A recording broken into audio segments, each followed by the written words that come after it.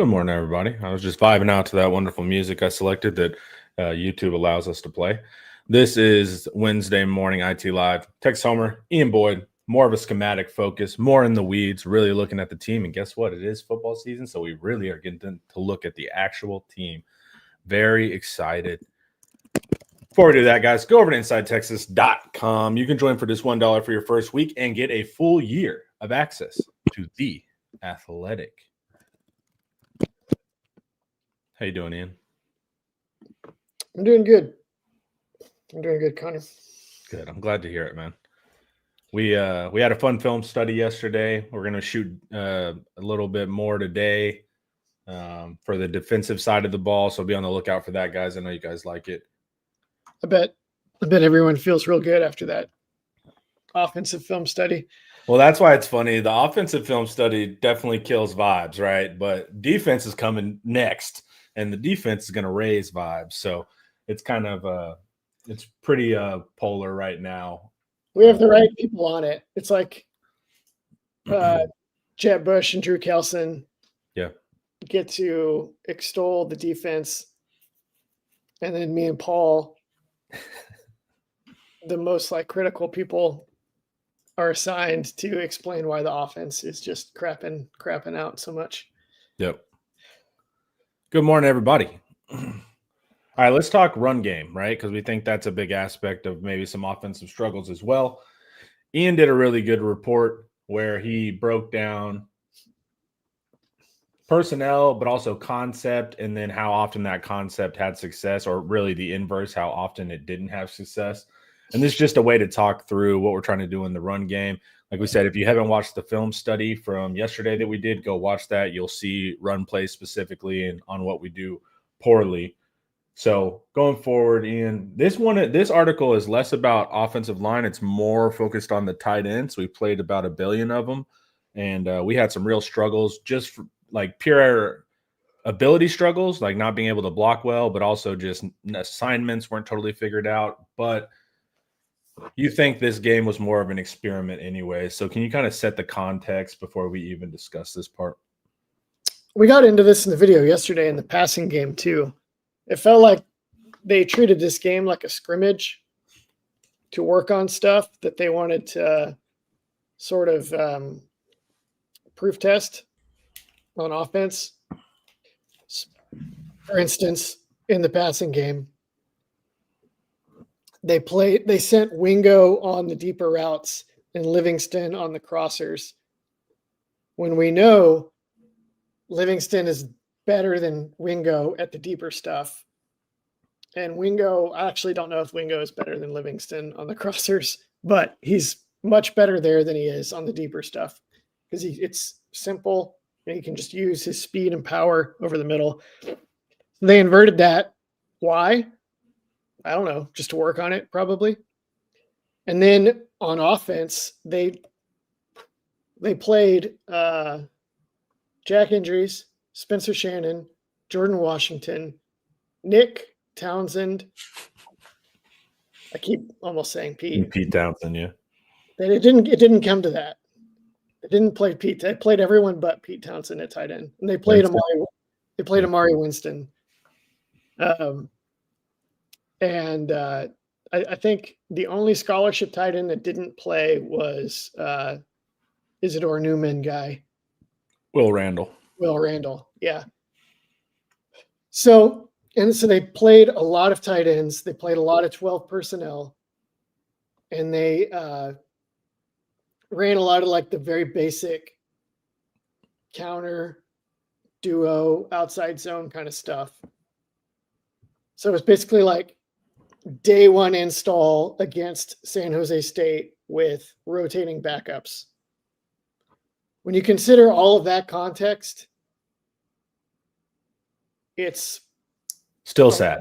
It's a little better than lipstick on a pig. Yeah, I was going to say, still not great because these are still day one install stuff. But the O-line play was worrisome when they made mistakes. But I actually think if you just isolated O-line play in the run game, I don't think it was actually as bad as the numbers made it look. It was high. Go ahead. It was high, low, like high highs, low floor. Like when they block it well, it looks wonderful. It's not like total ineptitude. It's just you have these goofy plays that you'll see on like film study and stuff like that I think are the factor. But Ian's worried most about tight ends. If you watch the all 22, it's pretty. You'll end up kind of putting your head in your hands sometimes. Well, it's not even that I'm worried about it because I wrote all offseason, hey, they have Arch Manning. He can just read a defensive end, and then you don't need the tight end to do anything hard. So they can totally get away with the fact that none of these tight ends can block.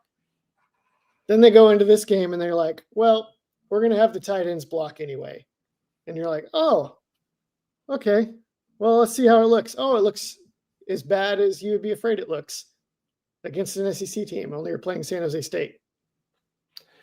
Yeah, that's what's worrisome to the opponent. But I've been vocal about it. You need a tight end that can block. Having 8 receivers, big receivers, is driving me nuts. If you want to go that style of play. Now you can read with Arch, right? Create angles. We saw a really good example on the GT counter yesterday from the film study where they used Arch to read the back end. They're able to down block. All that stuff looked good. But if we're going to be a 12 personnel offense and have Gravedigger tight ends moving back and forth, like let's get a tight end. Those guys cost $4 and you can go to anywhere, like go to any Midwestern school and pick one up. You at least need one. Like Ohio State has them. They have their pass catchers, Claire, but then they have Kazmarek, who blocks his ass off. So let's just get one in the mix. That'd be cool for me. They don't have any. I know. They have guys that I think are going to be good blockers. Like Jordan Washington is going to be really good at it.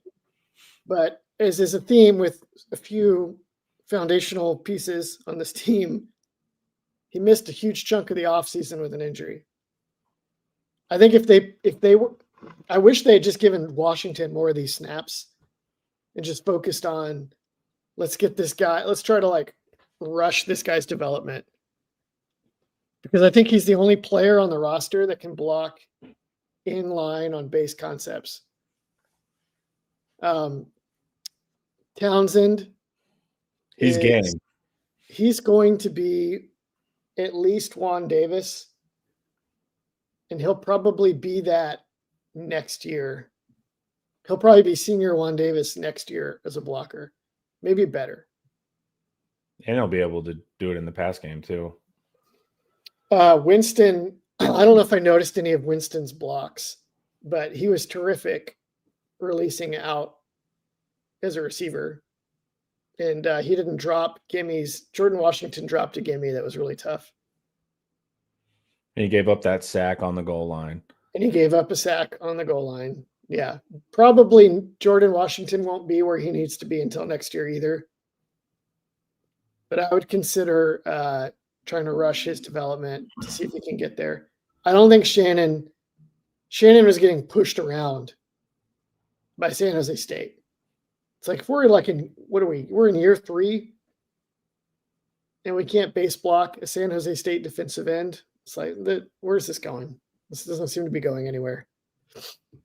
What can we do with injuries? He was assignment sound versus Ohio State. I didn't key in on injuries because the other tight ends were more interesting, but was he, I know he's not going to be a great blocker, but was he assignment sound? Was he going to the right places? They didn't use him that much, I don't think, because they were getting everybody else reps. Yeah. Every time you see, he did have a couple lead blocks that were really good. Injuries is a amazing receiving fullback. That's his superpower. This is probably going to be the subject of tomorrow's article that I write on InsideTexas.com. Join for, I assume, $1 for some period of time. We'll get you access. $1 for your first week, folks. Yeah. And there may be other perks as well. You can get a complimentary year to the Athletic. You can also try to sign up for our tailgate, which I will be attending with my better half this weekend. I really derailed myself. Yeah, injuries is if Kyle Juszczyk, take Kyle Juszczyk where he's like an adequate receiver and an amazing blocker, and you kind of flip those, Injuries is like maybe a little better than an adequate blocker. He's very sound if you don't make him try to grapple with people that are much bigger than him, and an amazing receiver. I think he's outstanding. I think he's even better. He looked like he was going to be a really nice addition, and I think he's actually better than we even hoped he would be. But he's not. I don't. If he's in line, it's kind of a tell. Like he's not going to be base blocking a defensive end if he's in line in 11 personnel. They're blocking him down or they're releasing him or something. They're never going to ask him to go grapple heads up with a big defensive lineman because he's not up for that. I don't think he has the length or the size.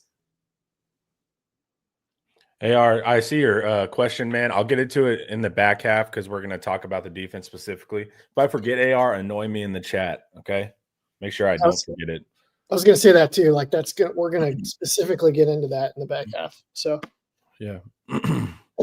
Morning, fellas. What's up, Coach? Homer, what'd you think of Clark this weekend? He needs to get downhill, man. I think was it Long Trap where he had his nice run, Ian?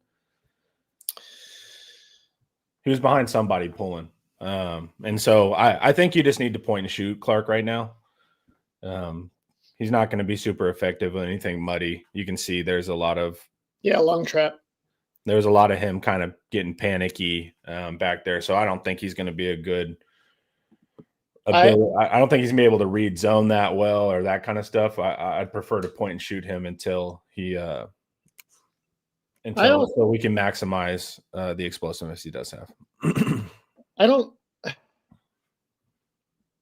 I'm looking through. I don't think he ran any zone concepts. And one of his counter plays that he ran, I believe it's gift in this article. Yeah, this one, the terrible timing on this counter play. Watch this. Okay, let's see this. This will be cool. I hate when I do this every time. All right, here we go. The design of this play is supposed to be guard kicks out. The tight end has to read the guard's block. And if the guard is kicking him out, the tight end leads inside. If the guard is logging the end, which means he ends up on the end's outside shoulder because the end is trying to get inside, the tight end needs to lead the play outside. 3 big problems on this play. 1, it's taking the guard, DJ Campbell, a lot of time to get a clear read on the play. Like he's sort of trying to kick him out, but he's like in the backfield. It's not looking that great. Second problem, Clark gets to Campbell before Townsend does. So the timing of the play is all screwed up. He's supposed to be following Townsend, and Townsend got there first. How do you follow a lead blocker? Yeah. Okay. That's on you need like more of a counter step or something. A timing step.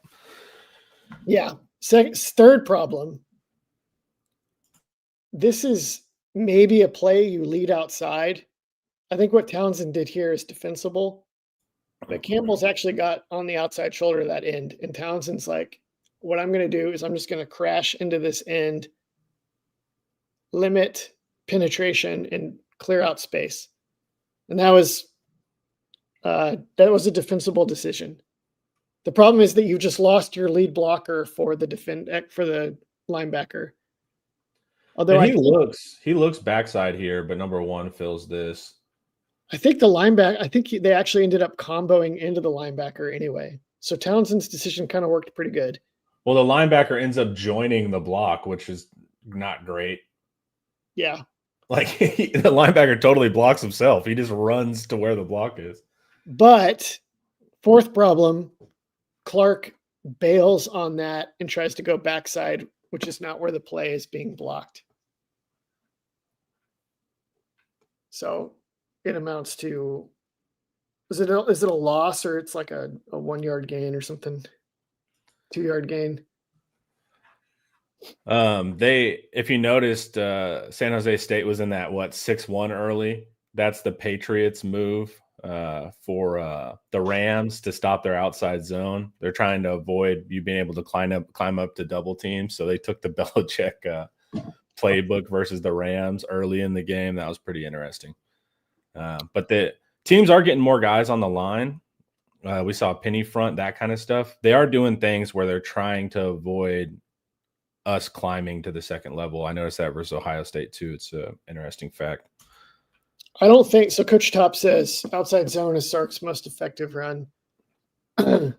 Sark is spiritually opposed to majoring in outside zone the way you'd really want to make it work at the college level. Because you have to make it everything, dude, if you're going to do it. Yeah, he just wants to mix it in. As last year, it was more than a mix, but Sark loves being able to throw play action off a pulling guard, which you can't do if you're never pull a guard in your run game, right? Actually, you probably could do it, but it's not ideal. This group, I don't think outside zone is the path for them.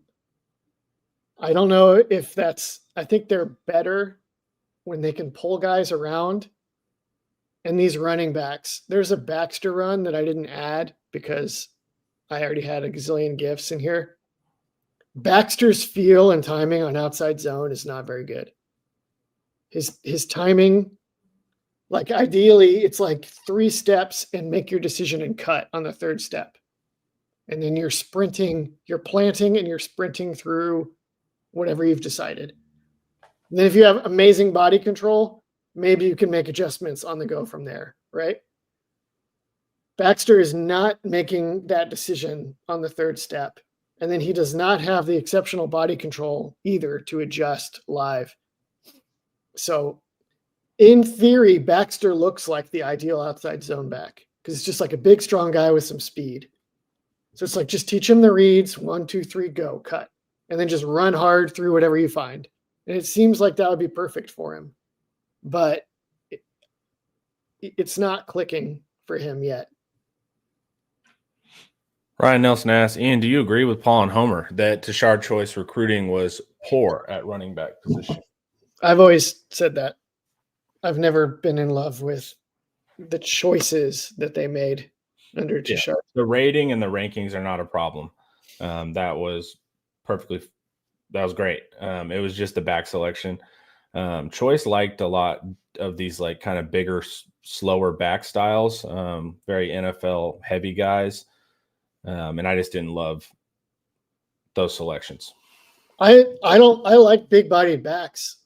I just didn't like some of the ones that they seem to prioritize. Actually, the way Gibson runs, I actually like. It's just that he holds the ball way out. I was watching in the stadium, and he had a run that was really good, but I watched him like holding the ball out, and I was like, oh, that's a little careless there. And then like 2 plays later, he fumbled. I like Clark too. Clark, I think, is the most fluid. We haven't really seen very much of him. It doesn't seem like it's super clicking for him, because if it was, surely he could get to the top of this depth chart. But we'll see. Yep. Which players do you not like? I don't like Gibson's run style in high school. And then Baxter has pretty slow feet for – it's tough because we're kind of relating to like a Jonathan Brooks or a Bijan, right? But also this is Texas. You can get the cream of the crop. And then Wisner, man. Wisner ended up at slot at DeSoto. Love Wisner as a leader. But yeah, don't like that back style. So yeah. It bothered me that there were good players in the state of Texas, as there always are at running back. And they were like, no, these Florida guys. Wasn't Gibson from Florida? Mm-hmm. Gibson and Baxter. Yeah. It was like, no, these Florida guys, we're sure they're the real deal. And I was like, they don't seem better than the Texas guys. Like, why are you like pushing so hard? And who knows what extra that costs in NIL to get these Florida guys to come to Texas when you have like all these other dudes that are amazing in state that they don't seem better than. And then it's not borne out well. Although I do like Wisner and Baxter as people, like everyone else. And Yeah, that's the problem. That's why we run into so much tension, is because they're incredibly likable. Great. Yeah, we all really want Baxter to just be amazing and like get right and to kick butt. Yeah. Gibson and Baxter are not good recruits. Jay, we're not talking ratings here. We're talking about style, and look at the situation we're in. Okay. Like we're in a situation where we're like, hopefully Gibson can play. Hopefully he doesn't fumble. We got to see more from Baxter. We need to break tackles. We need to break tackles with Wisner. So I don't care about their rating. I care about what they're doing for the Texas Longhorns, and we're not getting anything yet. Drew says, ironically, the Florida backs we have aren't as good as the backs on Florida's roster. Florida's running backs are awesome. They are awesome. Jaden Baugh, is that how you say it? Yeah. Dude, I was watching Florida last night. Same thing. And I'm like, God, man, like that'd be nice, dude. That guy is so good. I don't know how they lost to South Florida. I wrote about it, and I still don't really know exactly how they lost that game. They went away from him, too. That opening drive, he looked awesome. I will say that Billy Napier likes to try to control games. He's not looking to blow people out. He wants to control the game, and that does not go well with a quarterback who makes careless decisions with the football like DJ Lagway does sometimes. Yeah. Oh, Jaden Baugh is from Georgia. That's not like shocking. Yeah, Baugh's a nice player, dude.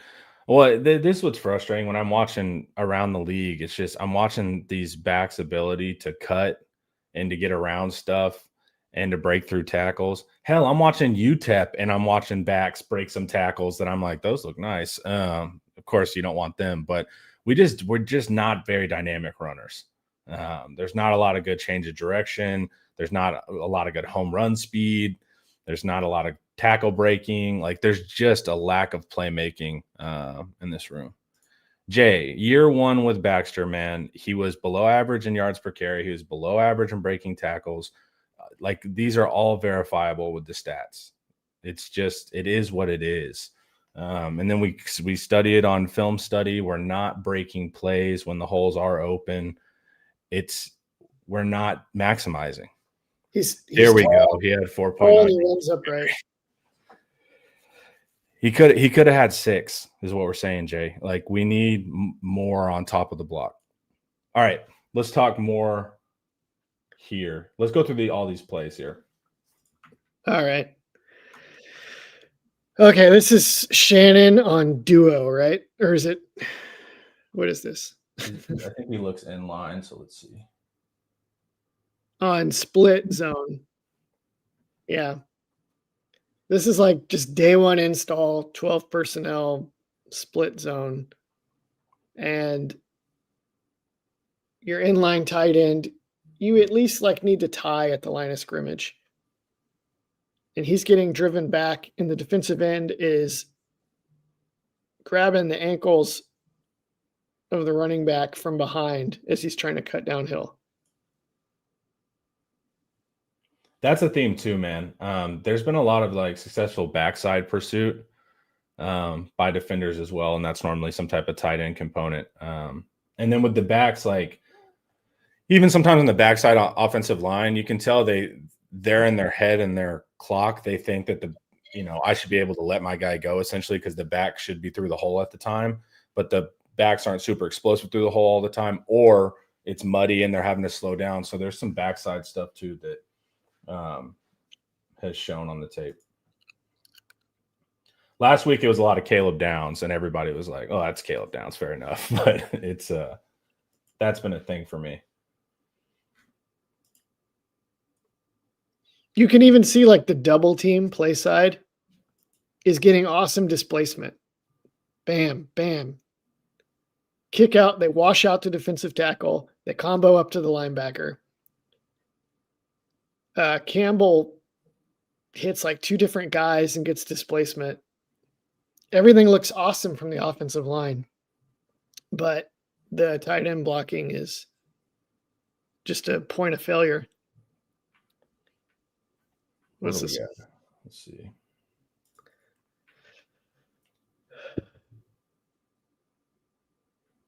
Counter. The pulling guard has to help the tight end play side. He doesn't even get to hit the guy he's supposed to hit because he has to help the tight end out so the play isn't wrecked. And that results in a solid gain, right? This is GT counter. Yep. You see Andrews is releasing. That's where he's best. GT read. This is why GT counter should be 30-40% of the run calls. So they don't even execute it that well, but the angles are boosted so much by Arch as a keep threat. And these guys are so much more comfortable pulling than they are in other roles that it still works. But imagine if you just took the inline tight end out of the equation on this play, how much better it would have been. Yeah. Before we keep going, though, guys, let's hear a word from Academy.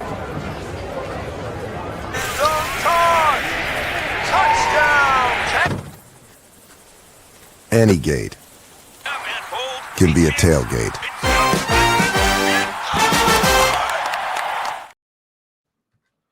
All righty. Go back up. So Jay is saying y'all are showing examples of Baxter making good plays. Watch the running back on this play.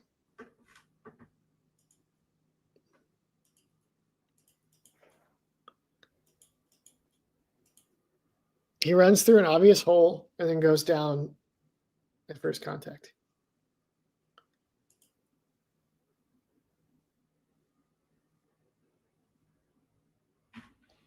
It's not like a bad run, but there's just nothing special about it. Jay, no.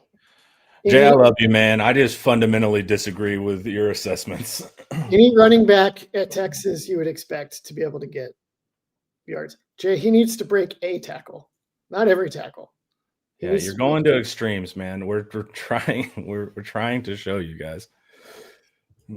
We have the all 22. We can see the back. And then now, don't get me wrong. There's some absolute plays where Baxter stands no chance, like the goal line with 10 men on, tight end falls in front of him. We're never grading Baxter on that stuff. And he runs hard. Yeah, we're not doubting his. It's just that it's not very effective. And they take his legs out from under him all the time because he's a big back. He's tall. That's the problem. Yeah, and he runs upright pretty often. So those are some factors too. But he's just got to learn they're going to dive and hit his legs because that's a big theme. Okay, the backups don't always know who to block. Oh, God. Okay. So that's Nick Townsend in motion. He's the power. It's his power, so he needs to block out the in man. He hesitates. He's like, wait, I don't know what he's thinking. Yeah, he doesn't end up blocking anyone. Maybe he's like, wait, was this counter? Am I supposed to lead or am I supposed to kick out? I don't know what he's thinking. Or he's thinking, is that guy enough of a threat where I should actually block him or should I look for a more pressing threat? But he doesn't block him and he is a threat and he makes a stuff on a play that should have been another mediocre 5 to 6 yard run. And instead it's nothing. I didn't even notice that play, but that is funny. He just that's young player stuff right there, man. There's a lot of that in this game. I did not clip all the examples. Not necessarily like that bad, but just like tight end makes a simple mistake and it blows up the play. We just went over this one already. Yep. I agree with you there. He needs to get back into playing shape. That'll be a big factor. I do worry that he's protecting his knee. because he does not like when people dive at his legs. So like sometimes it's just, somebody's wrist hits him in the leg and he goes down, or sometimes I've seen him kind of anticipate that they're going to go at his legs.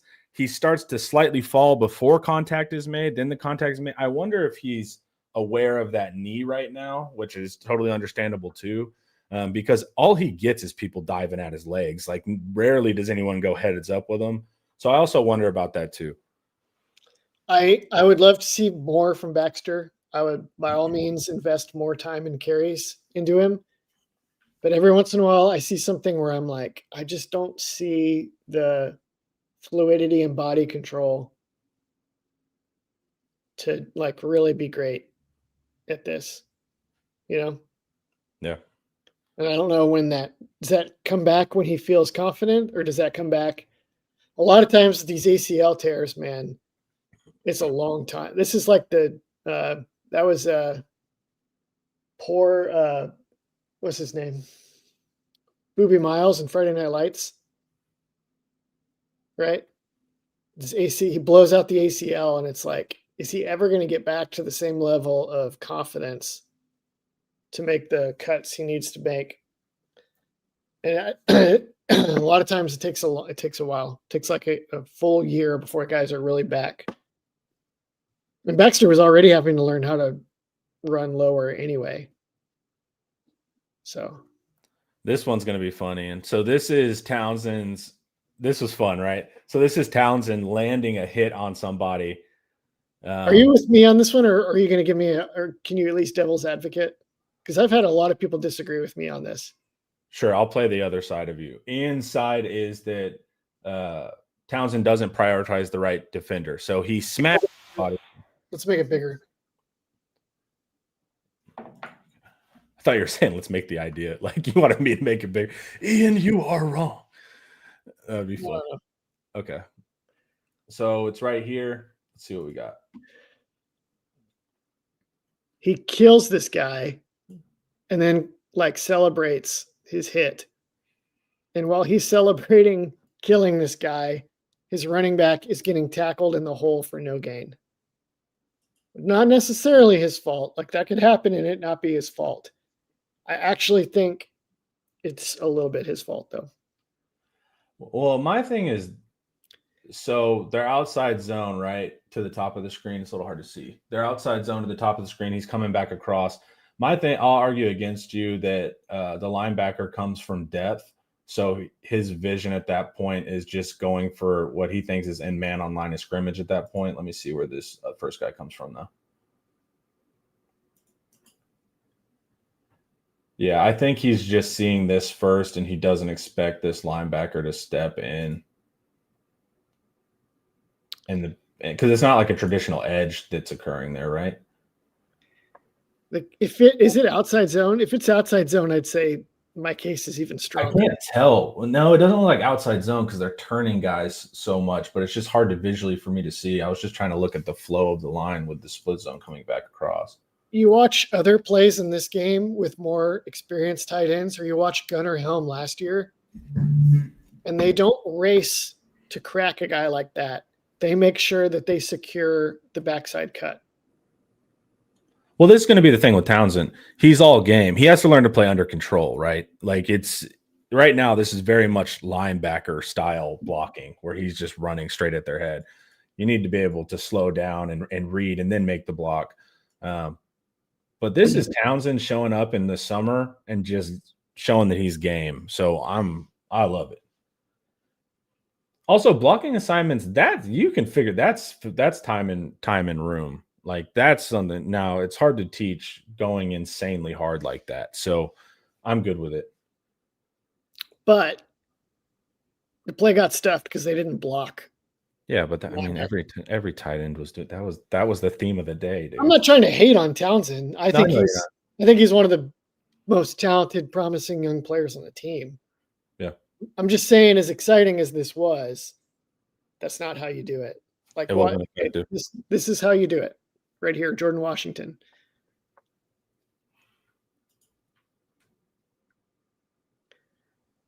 He doesn't actually block anybody. I was going to say, what do you mean? But you can see the way he's playing under control and making sure that nobody can fit the cutback lane. Yeah. Yeah, they're getting a little bit of paralysis by analysis as the young guys. Well, Townsend wasn't paralysis. The only guy getting paralysis was the guy hit. The guy who suffered from a lack of analysis by Townsend. But you're right. He doesn't let the guy shoot the gap. There's some other plays where Townsend smacked people too.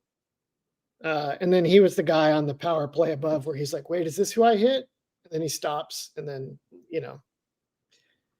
here's what makes injuries special is that they've been motioning him out to run wheel routes out of the backfield.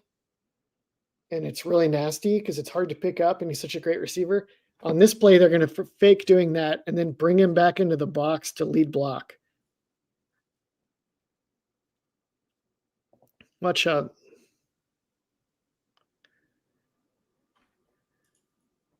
Does he hit his guy? Yeah. Campbell turns and hits him too for some reason. I don't feel like that's what but they get the alley there, right? And so back is able to go through. See, injuries is not going to smack a guy like Townsend did very often, but he's going to reliably make decisions that help lead to winning plays. And then who's the runner on this one? Baxter. Cut. Shoestring tackle. This at least was a well-timed cut. Yep. They always shoestring him decisively. There's a way we could teach him hover powers, dude, just to be like to float on this earth 3 inches above the ground. Good game though after getting slipped. It still isn't necessarily that fast looking, but watch this. He'll get the ball. 1, 2, 3, cut. And good there.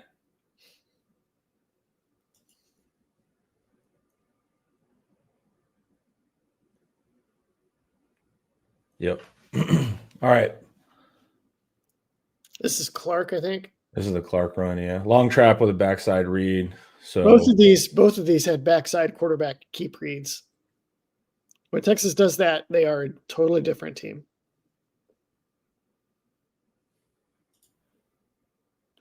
Tight end gets the block down. Baker pulls. Huge lane. Yep, great hole. Is that Clark? That's Clark. Same thing. It's like he's anticipating contact early there. Our running backs will also do a lot of this forward lean in anticipation, and it's always going to get your legs knocked out from under you.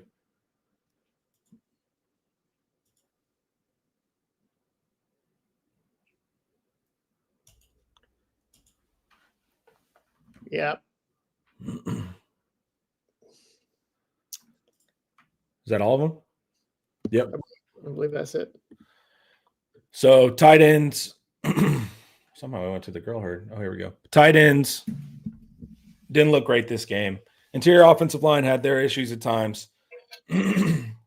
Backs, we need backs to maximize.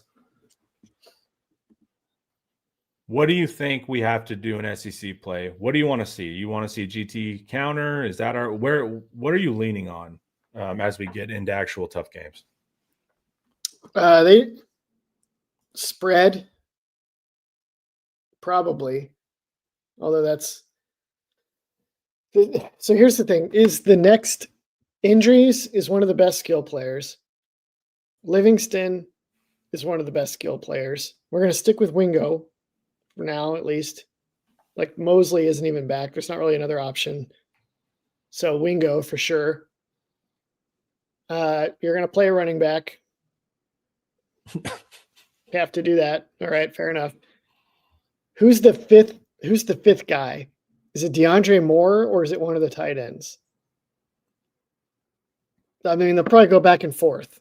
Which one is better, do you think? DeAndre Moore. I don't. They just haven't shown up yet early, but you can get it done with DeAndre. Then I think you need more. You need quarterback read on basically everything. Anything that doesn't have quarterback read is dicey for this team. And I want quarterback read because I think Arch can get us some explosive runs too. So I want that element. I'd want that even if we had the 12 personnel stuff. I'd still want that to be a factor. How often does he pull it though? They're playing him a lot, right? They're not going to make him pull it very much, which is the brilliance of this. This is what Lincoln Riley has relied on for years. When the quarterback is a real threat to keep the ball, a lot of times you just default to, hey, just contain on the backside, and we'll take our chances beating Texas's blocks and tackling Texas's running backs. Because if Arch Manning gets loose on the backside of our defense, away from pursuit, he can really hurt us. Or, as we've seen, he can keep it and then like execute an RPO. So like maybe some guy gets down there and then all of a sudden Arch Manning is throwing it over your head or he's throwing it out wider to the perimeter or whatever. And now you're really in trouble because now it's Wingo or Livingston or injuries or more in space and all your players are somewhere else. So there's not much to discourage Texas from using quarterback reads all the time with Manning. It doesn't even have to run it that much as long as he's a threat. All right. Before we go to the defensive side, see what we're doing this year in the secondary, let's hear a word from David McClellan. I'm just going to say, guys, you probably need a fiduciary financial advisor. And I've got the guy for you. His name is David McClellan with Forum Financial. He works broadly and deeply with his clients as a financial life coach. And he should know something about coaching because he won several national championships as a swimmer for the University of Texas. He specializes in financial planning and has contributed numerous articles to Kiplinger on the topic of retirement tax bombs. So contact David today to be your fiduciary financial planner and schedule a 1-hour consultation to assess your financial situations. The free consultation is available, so just give him a call. The number is 312-933-8823. That's 312-933-8823. His email is also in the description below. All right, how the new Texas Triangle and the Longhorn secondary is shutting down the sky. Ian, you got you another name in, dude? Texas Triangle, huh? Ian loves to name the concepts, and I always appreciate it. He's a good brander, guys. He's a good marketer. They do Texas is I wrote today on americaswargame.substack.com. I wrote today about how more 4-down defenses are presenting 3 high safeties pre-snap just to keep offenses on their toes before guys start shifting into their actual alignments. Texas did that last year on 3rd down, and now they're doing it on standard downs more and more, which goes to show how competent in a wide range of skills that Grayson Littleton has already proved to be. Like we're going to see a clip below where he plays as a safety, and we're going to see another clip where he's in man coverage. Before we keep going, sorry, we screwed this up, but super chat here. We'll hit yours, AR, I remember. Ian, please shoot me straight. I think this wide receiver room is not what we hoped it to be. No true number one. Not one good enough to win a chip. I don't see it. Thank you for the super chat. You know, I don't know if it's actually that bad, believe it or not. Because Livingston, it depends on how good Livingston is. If Livingston is what we thought Wingo would be, then that's not so bad, right? And if injuries can be what we thought Moore would be, then you still have your inside, outside, 2-man dynamos. Like Arch Manning threw 4 touchdown passes to those 2 guys and then they like shut them down for most of the rest of the game, especially injuries. Well, also too, man, if Wingo comes along, and he will, he's going to get. Yeah, and so you activate Wingo later on whenever that gets figured out. And then Moore, it's weird. Moore this season's been weird, but then Moore starts activating, like it's just sure it's not out of the gate what we thought. We didn't, we were expecting Wingo and Arch's connection to be fire, right? And then just immediately off the bat, and that hasn't been the case. But you did see it from Livingston. They clearly have a connection. They had a connection versus Ohio State. They had a connection versus San Jose State. Injuries activates on those seams. Wingo figures it out with Arch. It looks a lot better. And I think Sam Houston State with a bye week is also beneficial to us in that regard. But right now, it's definitely not what we wanted it to be, but there's more potential there. I don't know that it's necessarily that bad. I think Wingo needs to get a lot better. But Livingston is a lot better than we thought he would be, basically. For sure. Livingston, I see his personal record in the 200 is 21.69. So for people in the chat that are suggesting that Livingston is not explosive, not sure that's true. He is pretty quick and fluid. He scored and got deep on Ohio State. So yeah, that's just seeing that he's white. He absolutely has deep speed. He had some route technique too on that RPO in the end zone. Roommates with Arch. So he has the deep threat. Injuries was really looking really good in the seams. If they keep doing these wheel routes and then he looks like he's blocking and then he slips out, that's a big advantage too. You still have to respect Ryan Wingo too in coverage. Like you still have to, I know you don't think that, Ian, but the coaches are absolutely going to respect Ryan Wingo in coverage. You're going to have to pay attention. Yeah, he needs to earn. He's not earned a lot of respect in coverage. Yeah, but coaches also have wow, that's a good athlete bias as well. San Jose State left him one-on-one a lot down the field. Yeah, Remember? but that was the wrong read. Like that's the wrong that safety biting down on that crosser. If Wingo hits the post, that's wrong.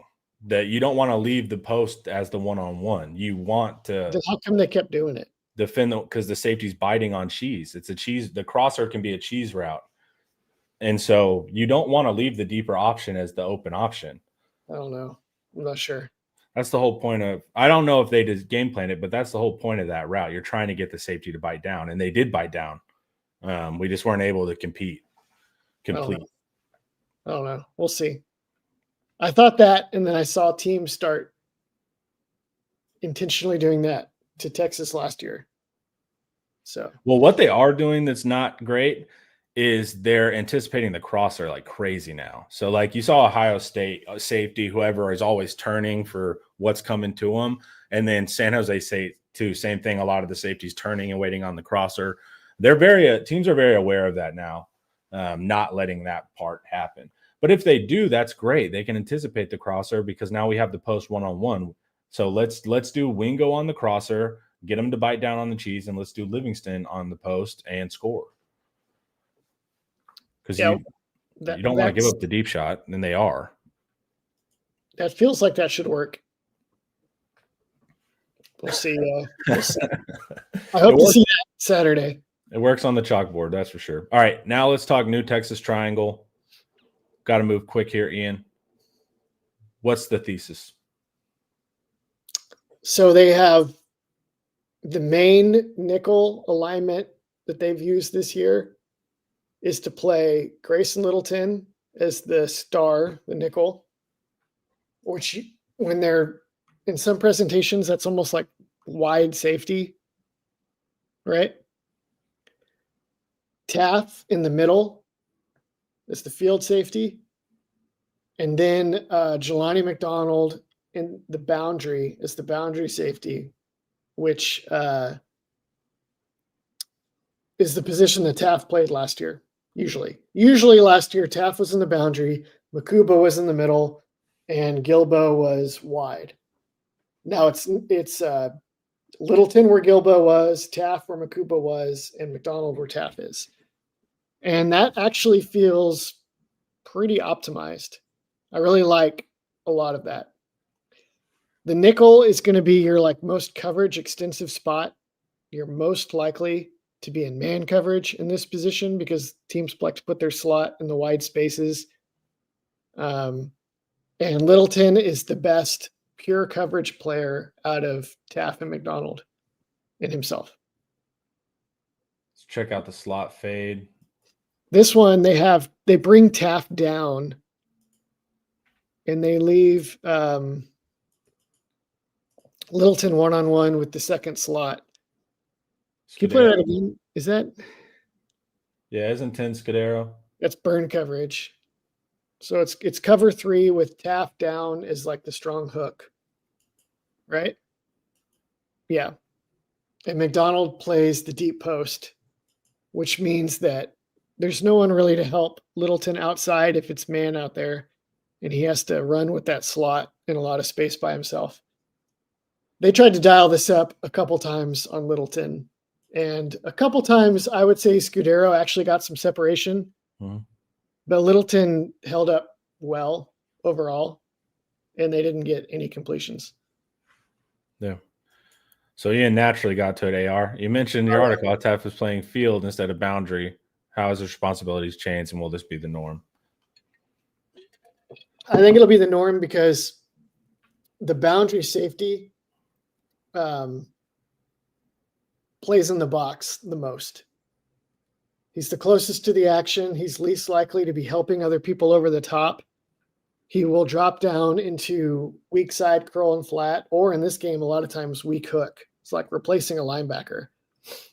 It's probably going to be your safety position that leads the team in tackles. It's your safety position where you want your most physical, old school, traditional safety. Taft was good at it last year, but mostly just because he was smart and willing.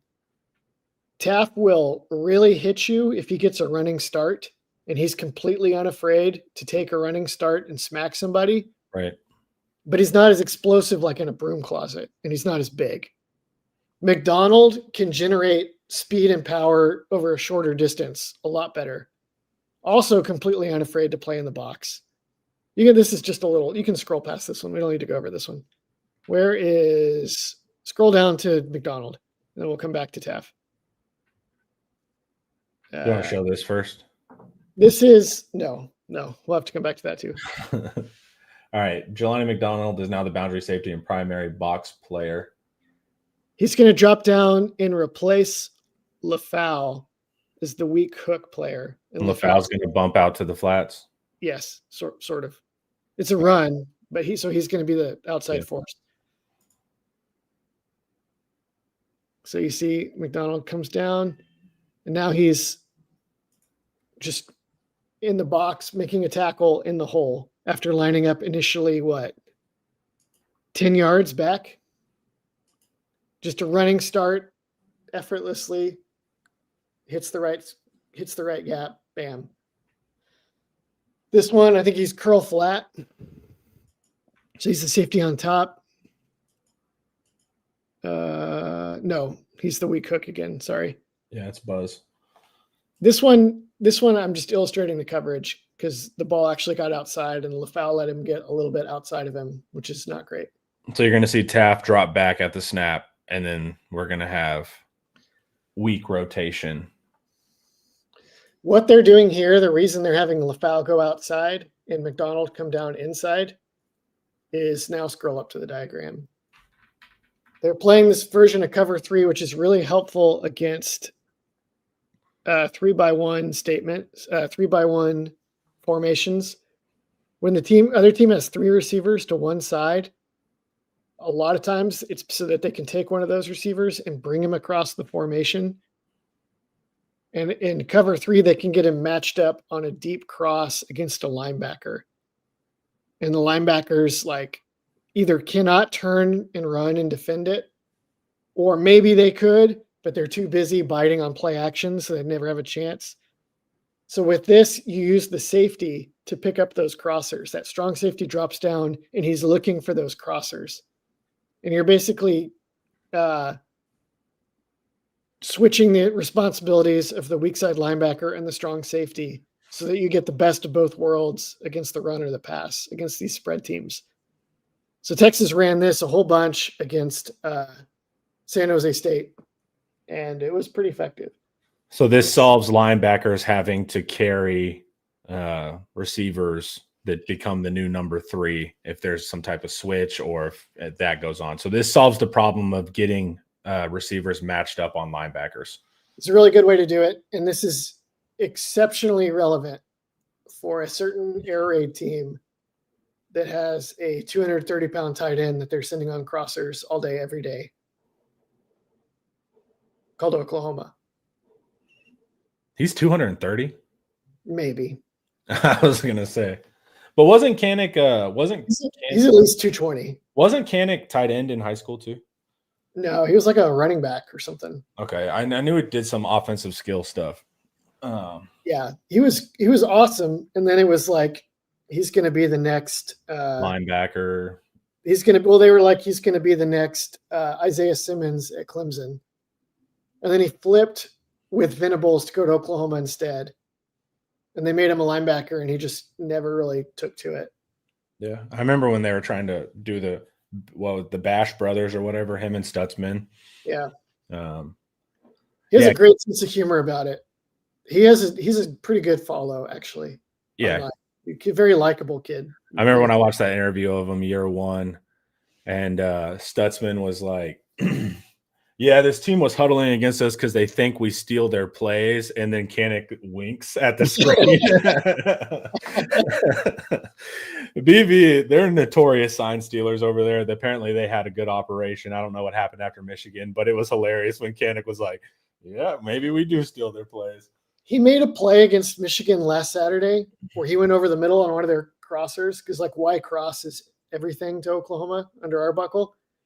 And he caught it one-handed on the run and brought it in and held on for the hit. He's like the perfect slot receiver. Yeah, he can't He has block. great hands, and he's still fast, and he's thick, and he's not afraid to go over the middle, and he can take contact. Correct. So Mateer is like, the key with Mateer is try to shut down the middle of the field, like those seams or whatever, post, stuff like that. But he's perfect for that because Mateer will throw it anyways, and he's a guy that can withstand getting popped over the middle. So yeah, I think that was a good addition. They can't block. He can't block, but we don't have much room to talk. All right. Yeah. Well, he's a terrible blocker though. I know. I know. He's awful. He's willing. He's like if Townsend was smaller and actually knew what to do. He'll go for it, but anytime he's like heads up against somebody physical, it's not going to go good. He needs more refinement. All right, AR, are you still there? AR Taft at the field safety spot is going really well, I think. I could have clipped. He led the team in tackles, and he spent a lot of the game dancing around to disguise where he was going to be. And a lot of times he ended up like dropping back on the roof. Yep. And he's so aware and smart that he still made team leading 7 or 8 tackles. Coming from depth helps him too. Yes. Like you said, he can't generate all the speed physically, but if you can have him reading, but this is like him all game. He's always just standing forward, and then he'll drop back into a single high or cover 3 or whatever, but he's just always keyed in. And that's a sign of a good safety. I remember when I was talking to Quandre Diggs, I was like, how do you like to play safety? He was like, I like to stand 10 yards flat foot. He's like, I want to be in the action. Safeties that can do both of those things are really impressive.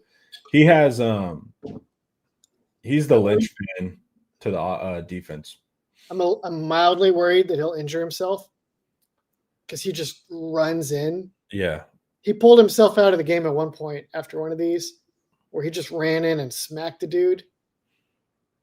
He played like that last year too. Well, and the technique's not great, right? I mean, he's literally just missiling guys. Like, look how he falls after. Like that can add up injuries as well. Yeah. You know, you don't want to bend like that and end up falling backwards on When forward. I saw this one in the stadiums, I was like, Yeah. he had like two like that. On the tie, we're going to do it on the defensive film study that we're going to shoot here. On the Ty Anthony play, Ty Anthony is locked in. He has his hand on the ball. He's trying to get it loose, but Taft flies in and smacks him and jars the running back as Ty Anthony's pulling, and it perfect. Like they work in tandem. That's this one, isn't it? To get the play. That's this play, right? Let's see. Yeah, this is a fumble. Oh yeah, this is the strip. Perfect. Yeah, we're going to cover this on the film study. All right, hold on. Watch the other two safeties in the triangle. The triangle is do another illustration. Connor, you ready for this? Oh, please, yes. Give us your high-tech version of this. What I also like that we'll talk about in the film study is look how aware everyone is. We have everybody circling in. Defense is really aware, and they're flying to the ball. And I think Brevard holds a double team here. Lance Jackson holds the edge, and then he turns around and gets involved. Let's see Brevard's double. I think this is his double team he holds. Yeah, he holds the double team. Lance Jackson keeps outside shoulder free. Then he's going to come join as well. Smith reads it well, and then Taft hits right as Ty Anthony has it. It's just a really good team defensive play right here. Pre-snap, this is the triangle. The line of scrimmage would be on, oh God. The star and the strong safety are forward and the free safety is back, right? After the play,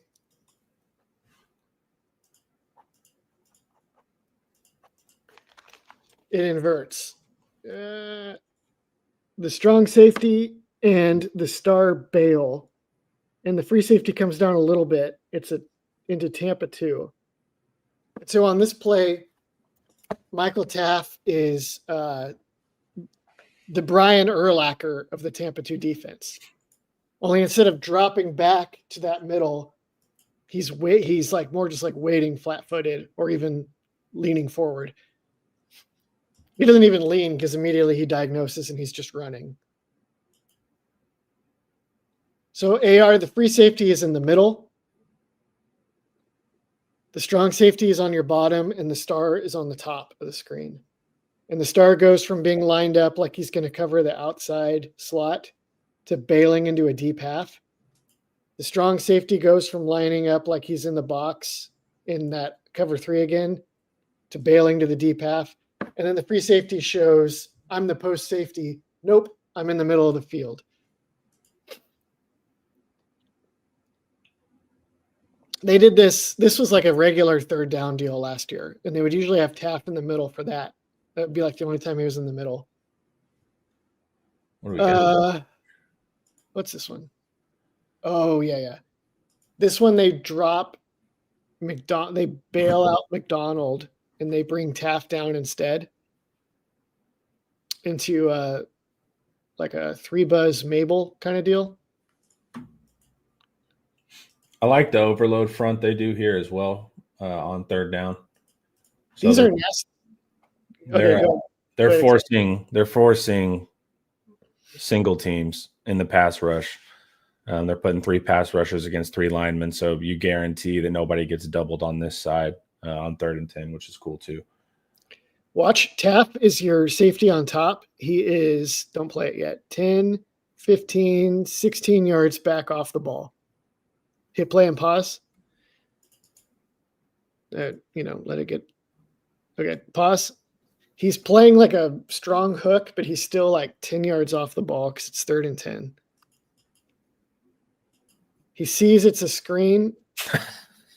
He gets there so fast. Because he just knows what he's looking at, and he trusts the guys in front of him. And it's a 3-yard gain? Bang. That's a 1, 2, 3. Okay, that's a 4-yard gain. Big deal. Yeah, on 3rd and 10, who cares? I told Eric, there's a drinking game. Like, no matter if he makes a tackle or not, just pause the screen at the end of the play and take a shot every time Taft is in frame. He's just everywhere. If he's not playing single high safety, And even if he is, he still can get it into the play. So he had a touchdown saving tackle where McDonald got sucked in on play action and then lost the crosser on the sort of design I was drawing earlier. Yeah. And they threw the quick slant and Teff arrived like with the ball. Bam. Tackled the guy on the 5, nearly knocked the ball out. And then San Jose State scored the next play anyway. So well. But he's doing good there. He's doing good there. I think it's easy enough to shield him from I think he's going to be hard to attack from that alignment in terms of like his limitations with turning and running with people. He can just kind of play back, disguise, confuse, and when he breaks downhill on people, he's pretty great. Awesome. Ian, thank you, man. Some targeting calls though at some point. So yeah. All right, guys. Thank you, chat, for hanging out. Y'all were active today. Appreciate you guys. Whether we agree or disagree, I always appreciate you guys, and you're always welcome in the chat. All right, Ian, thank you so much. And guys, this was IT Live, and it was brought to you by Academy Sports and Outdoors. Peace.